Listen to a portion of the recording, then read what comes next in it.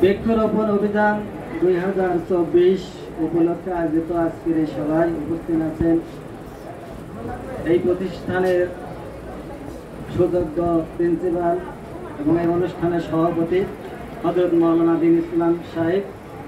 উপস্থিত আছেন প্রধান অতিথি, বিশেষ অতিথি সহ অন্যান্য অতিথিবৃন্দ এবং এই মাদ্রাসার শিক্ষক শিক্ষিকাবৃন্দ এবং সামনে বসা ছাত্রছাত্রীবৃন্দ, সকলের প্রতি রইল আমার আন্তরিক প্রীতি ও শুভেচ্ছা, সাথে সাথে হাজারো সালাম। আসসালামু আলাইকুম। ওয়ালাইকুম আসসালাম। আসলে আজকে আমরা এমন একটা বিষয় নিয়ে আলোচনায় এখানে উপস্থিত হয়েছি, সময় একেবারে কম, কিন্তু এই বৃক্ষ সম্পর্কে যদি আলোচনা করতে হয় ঘন্টার পর ঘন্টা লাগে। এই আসমান এবং জমিন, এর ভিতরে যা কিছু আছে সব কিছু আল্লাহ, মহান আল্লাহ আমাদের জন্য সৃষ্টি করেছেন। তিনি নিজেই বলেছেন, আমি যা কিছু সৃষ্টি করেছি কোনো কিছু অনাত্মক সৃষ্টি করিনি, সবকিছু আমাদের জীবন ধারণের জন্য তিনি সৃষ্টি করেছেন।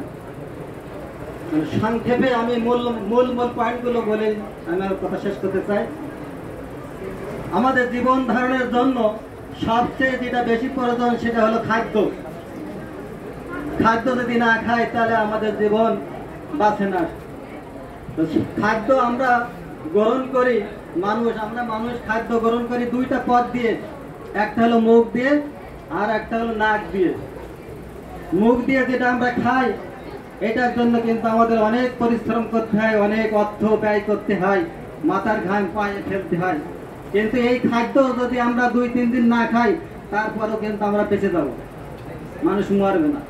কিন্তু আমরা নাক দিয়ে যেটা খাই এটা যদি আমরা 2-3 মিনিট না খাই তাহলে কিন্তু মানুষ এমনি মারা পড়ে। কিন্তু এটার জন্য আমাদের কোনো অর্থ বিনিয়োগ করা লাগে না, এটা এমনি ফ্রি, একেবারে বিনা মূল্যে আমরা প্রকৃতি থেকে পাই।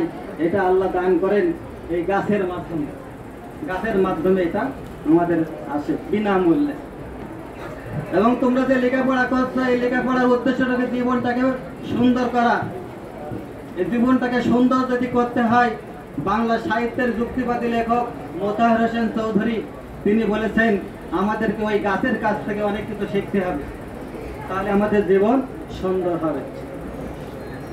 আমাদের ঘরের জানালার পাশে যে গাছ, সেই ছোট থেকে অনেক প্রতিকূল পরিবেশের ভিতর দিয়ে একদিন সে বড় হয়, ফুল ফোটে, ফল ধরে, আমরা ফুল থেকে মুগ্ধ হই, ফল খেয়ে আনন্দ উপভোগ করি।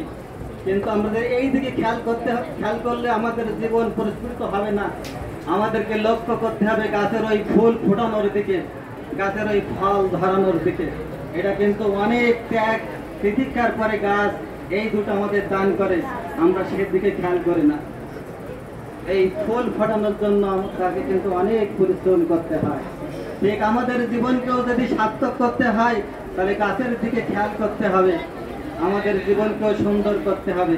গাছ কিন্তু এই যে দুটো কাজ করে তা নিজের জন্য করে না, সব আমাদের জন্য, আমাদের খাদ্যের জন্য, আমাদের সৌন্দর্য দেওয়ার জন্য গাছ এই কাজটা করে একেবারে নিঃস্বার্থকভাবে। আমাদেরকেও যদি সেই রবীন্দ্রনাথের মতো মরিতে চাই না আমি সুন্দর ভুবনে, মানবের মাঝে আমি বাঁচিবার চাই, যদি মরার পরেও যদি পৃথিবীতে বেঁচে থাকতে হয় আমরা যদি চাই, তাহলে অবশ্যই আমাদেরকে গাছ লাগাতে হবে, গাছ পরিচর্যা করতে হবে। শুধু এই কারণে নয়, আল্লাহ যা কিছু সৃষ্টি করেছেন আমাদের সৃষ্টি করেছেন, বলেছেন আমি অনাত্মক সৃষ্টি করিনি, আমার ইবাদতের জন্য সৃষ্টি করেছি। কিন্তু আমরা সৃষ্টির সেরা জীব হয়েও আমরা অত্যন্ত নাফরমান, আমরা আল্লাহর এই ইবাদত করি না, ঠিক মতো করি না।